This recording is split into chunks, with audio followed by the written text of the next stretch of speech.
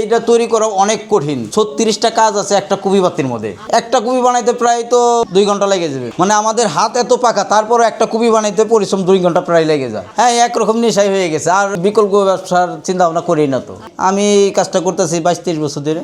এখানে কুপি বাতি তৈরি হইতেছে কেন করে, এখন হলো এইটাই তো আমরা শিখছি, এটা দিয়ে আমাদের চলাচল, আর কিছু কর্ম করি নাই। এখন এইটা দিয়ে চলতেছি আস্তে আস্তে। আগে অনেক চলতো, এখন আর কি আস্তে আস্তে কমে গেছে। আমার বাপের হাত ধরে শিখা এগুলো আমার 17-18 বছর বয়স থেকে বানাইতেছি।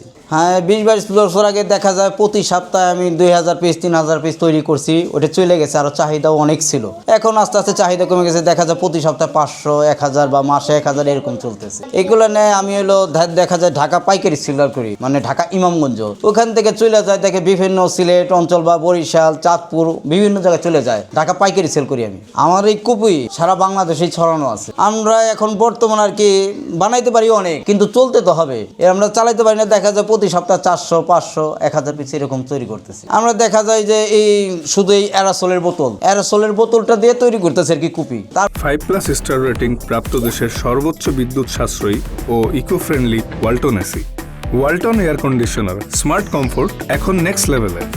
তারপর দেখা গেল এই যে দুধের একটা কুপি, মানে চা দোকানতে ডিবা সংগ্রহ করে আই না, কাটিং করে তারপর উপরে শীট লাগে, তারপর হলো কুপিটা তৈরি করতেছি।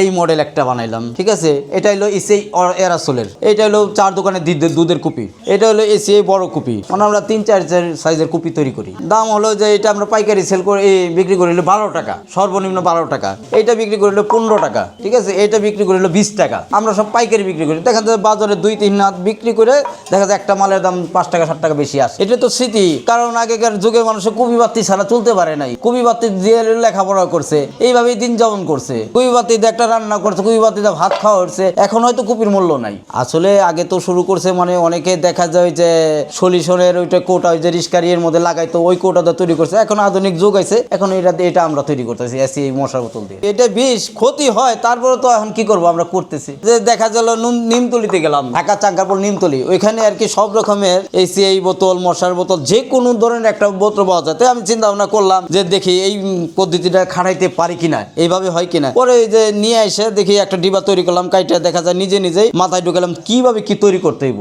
এই আস্তে ধীরে ওয়ার্কশপে গেলাম, ওয়ার্কশপে যে ডাইস তৈরি করলাম, ডাইস তৈরি করে তারপর এটা হলো হাতে আনলাম। এটার একটা ডাইসই আছে, 36 রকমের ডাইস আছে। আগে তো আমরা হাতেই বানাইতাম। যে দেখা গেল একটা মাল কাটলাম, একটা মাল কাইটা, ঠিক আছে, ওই উপরেরটা নিচেরটা হলো জয়েন করতাম। জয়েন করে দেখা যায় মাঝখানে একটা ঝালা দিতাম। ঝালা দেওয়ার পরে তারপর মুখেরটা ফালে, তারপর আরেকটা কাজ লাগাইতাম, সব হাতে। মেশিনে কোনো সাহায্য ছিল না। দিন যেভাবেই যাক আমার কর্ম এটা করে খাইতে হইব। যদি 3 জন থাকে, ওরা যদি চিন্তা করে যে না আমি ওখানে রোজ দিতে আছে হলো 200 টাকা, ওর লাগবে হলো 500 টাকা, ওই তো আর এখানে থাকবে না, ও অন্য জায়গায় চলে যেতে পারে।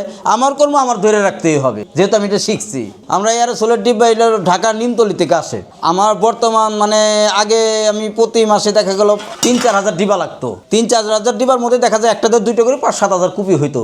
আর এখন বর্তমান 1000 হইলেই আমার চলে যায়। হ্যাঁ, মনে আছে। আমার কুপির চাহিদা প্রায় 8-9 বছর ধরে কমতি। এখন কুপি দেখা যায় যারা যে মাছের কাজে ব্যবহার করে, জালের উপর টুন সিস্টেম করে, দেখা যায় মেলা খেলার মধ্যে ব্যবহার করে। দেখা যায় মফস্বল গ্রাম আছে, ওই গ্রামে যদি এখনো হয়তো অনেক গ্রামে কারেন্ট যায় নাই, ওই জায়গাটাই।